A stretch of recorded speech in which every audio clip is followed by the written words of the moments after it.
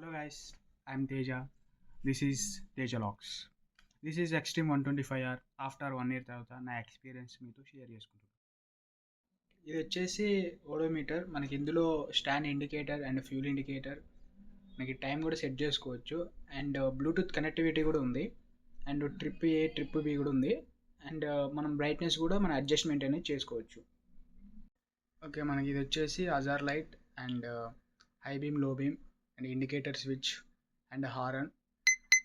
మనకి ఇందులో kill switch కూడా ఆఫర్ చేస్తారు.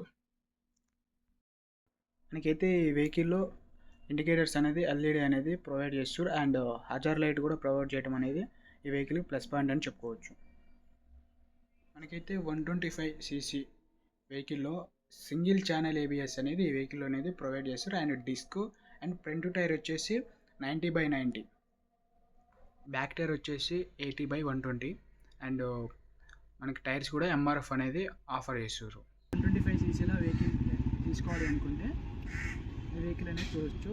మెయిన్ ఎక్కువ స్టూడెంట్స్ పర్పస్తో ఈ వెహికల్ అనేది తీసుకొచ్చారు. స్పోర్టీ లుక్ అండ్ ఫ్యామిలీకి అనేది ఎక్కువ సూట్ రాకపోవచ్చు.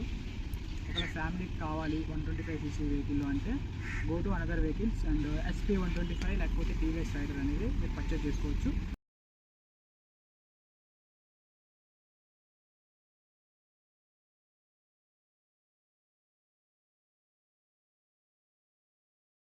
అండ్ దీని గురించి చెప్పాలి అంటే ఇది 125cc వెహికల్ అంటే మ్యాక్సిమం అయితే ఎవరు నమ్మరు. అంత స్పోర్టీ లుక్తో కానీ హజార్ లైట్ అండ్ ఎల్ఈడి ఇండికేటర్స్ దీన్ని 125cc స్టేట్మెంట్లో ఏ వెహికల్ అనేది ఈ లుక్తో లేదు. అండ్ ఇందులో సింగిల్ సీట్ కూడా ప్రజెంట్ అయితే అవైలబుల్లో ఉంది. ఒకవేళ అది కూడా మీకు కావాలంటే అది కూడా బై చేసుకోవచ్చు. ఓకే, ఈ వెహికల్ ఫ్యూల్ కెపాసిటీ వచ్చేసి 10 లీటర్స్.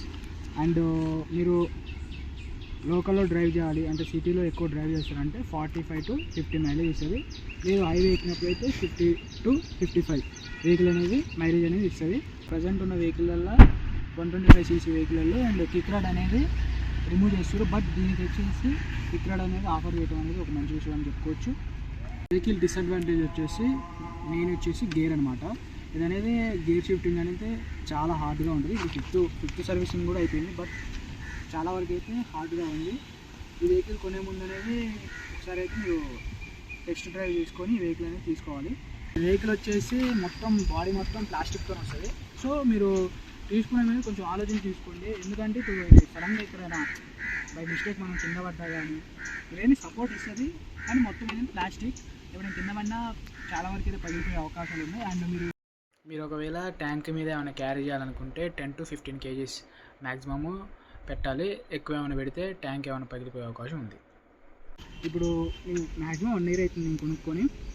అయితే చాలా రోజుల నుంచి నేను అబ్జర్వ్ చేస్తుంది ఏంటంటే ఈ వెహికల్లో ఫ్యూల్ అనేది 2 లీటర్స్ కన్నా తక్కువ ఉన్నదనుకో, ఈ వెహికల్లో హెవీగా మీరు ఎప్పుడైనా ట్రాఫిక్లో డ్రైవ్ చేస్తున్నప్పుడు కానీ అండ్ నేను టర్నింగ్ తిరిగేటప్పుడు కానీ ఈ సడన్గా అనేది వెహికల్ అనేది అప్పుడప్పుడు అనేది ఆగిపోతుంది. సో మీరు మెయింటైన్ చేయాల్సింది 2 లీటర్స్ కన్నా ఎక్కువ అనేది ఇందులో ఫ్యూల్ అనేది ఉంచుకోవాలి.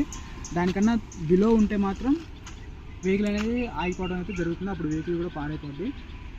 ఇది ఒకటి మీరైతే దృష్టిలో పెట్టుకొని వెహికల్ అనేది తీసుకోవాలి. ఇంకోటి మైనస్ ఏంటంటే ఇప్పుడు మ్యాక్సిమం ఈ వెహికల్లో కంఫర్టబుల్గా ఇద్దరు మాత్రం కూర్చోగలరు.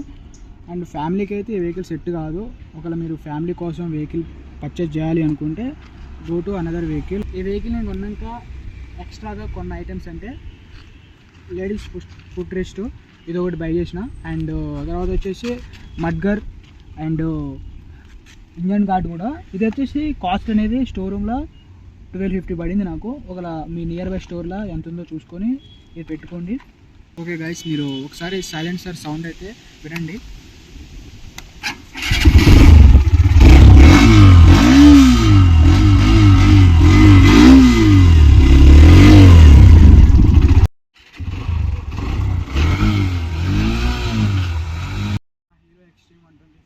Vehicle review.